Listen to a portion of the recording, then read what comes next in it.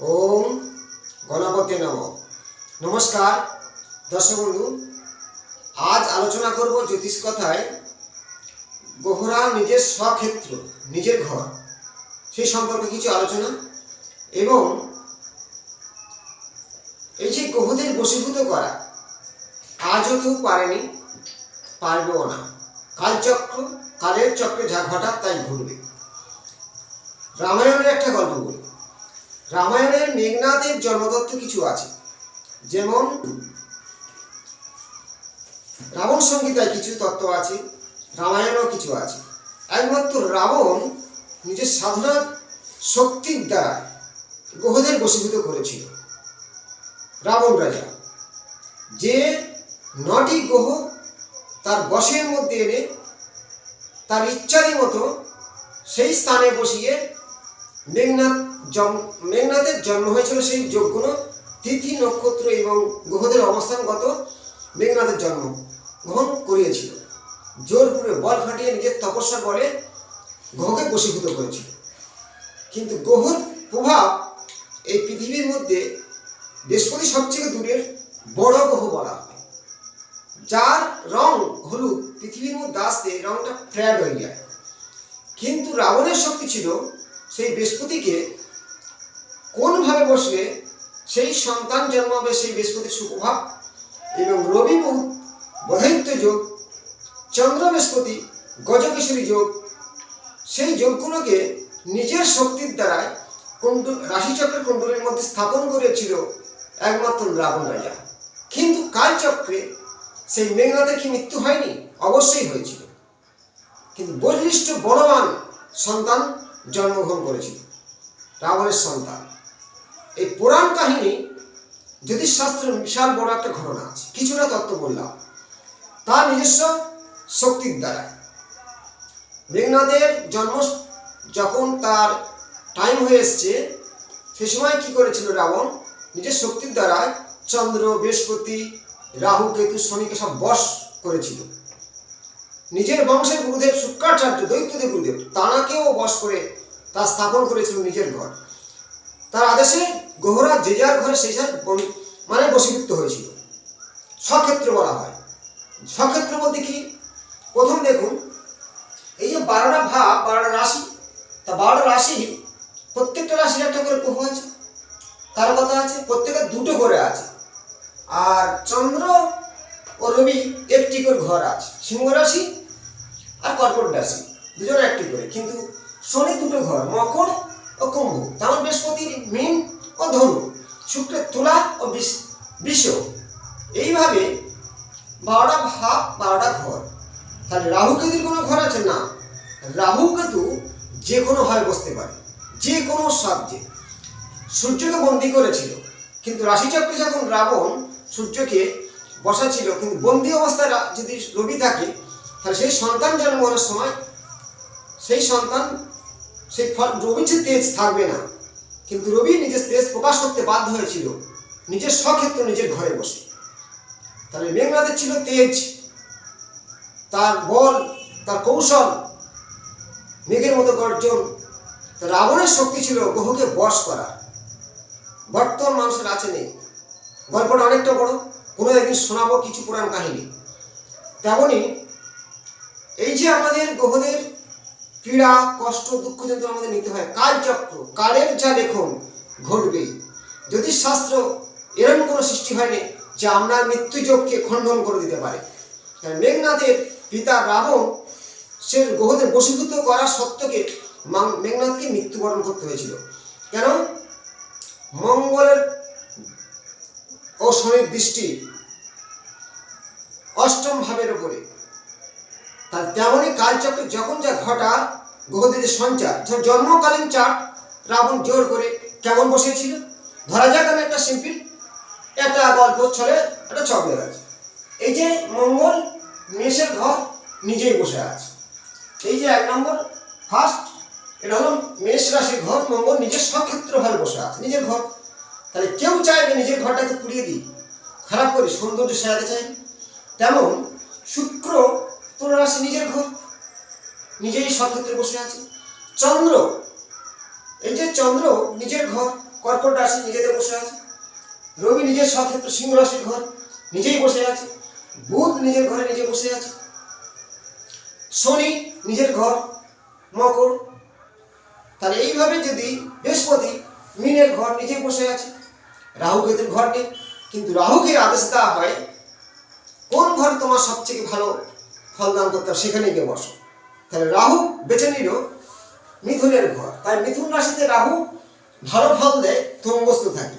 কেতুকে কি বল, কেতুকে ধনু রাশির ঘর বেছে নেবে, বৃহস্পতির ঘর। তাহলে রাহু কেতুর একটাই অংশ, মধ্যখান থেকে তার দুটো ভাগ। তাই আমাদের শরীরের মূল্য হলো রাহু, নিষ্ঠা হলো কেতু। যা কিছু আহার করি কিছু থাকে না, সব শেষ হয়ে যায়। তেমনই নিচ হলো কেতু, উপর হলো রাহু। তাহলে এই যে ইত্যাদির মতো ঘর আমরা গ্রহ বসিয়ে বর্তমান যুগে বাচ্চা হওয়ানোর পদ্ধতি আমরা নিতে পারি না। হয়তো আমরা কিছু মেনটেন করতে পারি, কোনটা যোগ কাটন করতে পারি, বারকে ঘুরিয়ে অন্য দিনকে বাচ্চা প্রসব করানো যায়। কিন্তু একটা ঘরে শনি 2.5 বছর থাকে, বৃহস্পতি রাহু কেতু এদের 1.5 বছর 1 বছরের ক্যালকুলেশন, রবি 1 মাস 42 দিন। এইসব যে টাইমগুলোর মধ্যে গর্ভকে আটকে রাখা যায় না। সম্ভব ছিল রাবণের ক্ষেত্রে, যে মুহূর্তে বসতে বলে সেই ঘর সারা ভাবে বসেছিল।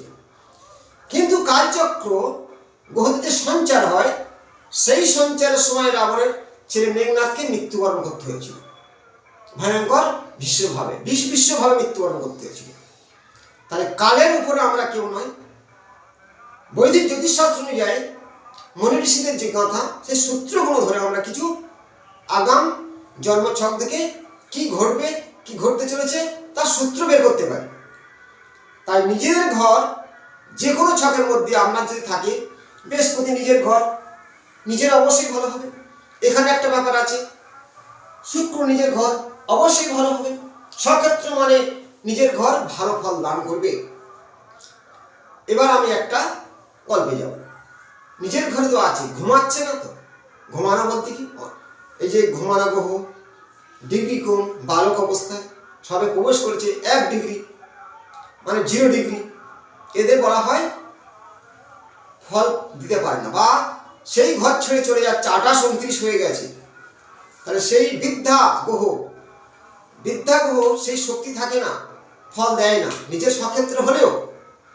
এর উপর বিচার করে আমরা ভাব বিচারে তার সায়েন্স নেবে, কোন রাস্তায় পড়াশোনা করবে, ব্যবসা করবে না চাকরি করবে, এই গুণ আমরা বলে থাকি। বোধায়িত্ব যোগ আমাদের জীবনে উচ্চ র্যাঙ্কের শিক্ষা লাভ করায়। আর বৃহস্পতি চন্দ্র এই যোগকে বলা হয় গজকেশরী যোগ।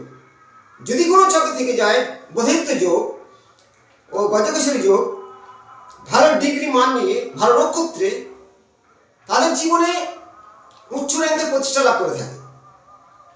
এই ছক থেকে আমরা এইভাবে বলে দিতে পারি। এটা কোনো আজকের গল্প নয়, বাস্তব গল্প। অ্যাস্ট্রোলজি হলো সত্যের সূক্ষ্ম বিচার, ঘটবে, কারণ ভাগ্য অর্থ নেই। বৃহস্পতি রাহুযুক্ত, রবি কেতুযুক্ত, চন্দ্র রাহুযুক্ত, শনি মঙ্গলযুক্ত। তাহলে এই যোগে জন্মগ্রহণ হয়েছে, তার সেই নেগেটিভ যে গ্রহদের যে পীড়া কষ্ট ভোগ করতে হবে। তাহলে আমাদের স্বক্ষেত্র গ্রহ যদি কারো জন্মছকে শনি নিজের ঘর নিজেই বসে আছে, যে কর্মের ফলদাতা, তাহলে শনির মিত্র ঘর আছে, তুলা রাশির ঘরে শনি বসলে যে কোনো জন্মছকে। আর বৃহস্পতি যদি বৃহস্পতির ঘরে বসে, মিত্র ঘর চন্দ্রের কর্কট রাশির ঘরে, তাহলে তাদের কি হয়, ভাবে তাদের সুখ শান্তি অর্থ প্রাপ্তি হয়। তেমনি জন্মছকের এই কৌশলগুলো আমরা দেখে বলতে পারি। এই জ্যোতিষ আলোচনার মধ্যে আমি বলবো বাড়িতে বসে ছকটাকে বিচার করা শিখুন, নিজের হাতকে মিলান, আমরা ভাগ্য কি হতে চলেছে। কিছুটা বললাম। এবার আমি একটা সামনে যে শিবরাত্রি আর যোগ আছে, যদি কারো রবির সাথে রাহু যুক্ত হয়ে আছে, এটাকে বলা হয় পিতৃঋণ পিতৃদোষ। আগের জন্মের কিছু কর্মের ফল আমার ভোগ করতে হচ্ছে, কোনো কাজ হচ্ছে না, মানহানি। এবং কারো দেখা যাচ্ছে বৃহস্পতির সাথে রাহু যুক্ত, গুরু চণ্ডাল দোষ, শনির সাথে কেতু, এই যে সাপি বা সাধু সর্প, এই যে যোগগুলো বলা হয় নেগেটিভ ফল দান করে থাকে। এই নেগেটিভ ফল শনি মঙ্গল বা শনির সাথে রবি আছে। দেখো রবি একটা প্রকাশ তেজ, আর শনি হচ্ছে কি একটা অন্ধকার শীতল। শীতলকে শনি কেন বলা হয়? সূর্যের পুত্র শনি, কিন্তু ছায়ার গর্ভে জন্ম করার কারণে শনিকে শীতল বলা হয়, অন্ধকার বলা হয়। তাহলে চন্দ্র শনি যোগ, রবি শনি যোগ আমাদের জীবনে সেই নেগেটিভ প্রভাবগুলো দান করে থাকে। সেই জন্য বলছি, যদি কারো থেকে যায় এই শিবরাত্রি মহাযোগে মহামৃত্যুঞ্জয় যোগ মানে মন্ত্র পাঠ করুন।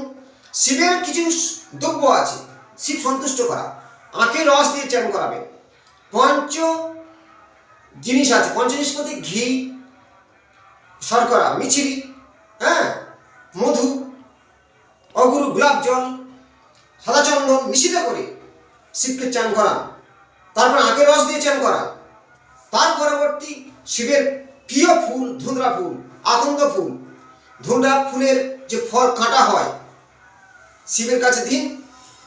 রূপোর সাপ পাল্টে দেবেন বা তামার সাপ দিতে পারেন। এই দ্রব্যগুলো দিয়ে শিবের মহামন্ত্র জয় মৃত্যুঞ্জয় মন্ত্র জপ করবেন। এবং কয়েকটা মন্ত্র বলছি। ওম বটুকায় নমঃ। বটুকায় এই যে মন্ত্র জপ করলে কি হয়, শিবের একটা বাচ্চা রূপ ছিল, বালক রূপ, তাই বটুকায় নমঃ। ঝুটঝুটিকায় নমঃ। ওম গঙ্গাধারায় নমঃ। গঙ্গাকে ধারণ করেছে জটার মধ্যে, পৃথিবী শক্তি নিয়ে যে গঙ্গাকে ধারণ করে, মানে শিব জটা খুলে দেয় গঙ্গাকে ধারণ করে, তার জন্য ওম গঙ্গাধারায় নমঃ। ওম ঝুটঝুটিকায় নমঃ। ওম পরমেশ্বরায় নমঃ। এই মন্ত্রগুলো জপ করবেন। এবং মূল মন্ত্র ওম নমঃ শিবায় এবং মহামৃত্যুঞ্জয় মন্ত্র জপ করুন। আমাদের এই গ্রহদোষ গ্রহপীড়া অবশ্যই তার থেকে মুক্তি পাবেন। আমি কেন রাবণ সংগীতা বা রাবণের গল্প বললাম? রাবণ অতগুলো গ্রহকে বশীভূত করেও মেঘনাথের মৃত্যু হয়েছিল। কালচক্র একমাত্র শিব পারে যত রকমের গ্রহ পীড়িত, কষ্ট, দুঃখ, যন্ত্রণা, শত্রুর হাত থেকে বাঁচানোর জন্য শিব মহাকাল। করবেন, ভালো থাকবেন, লাইক শেয়ার করুন। নমস্কার।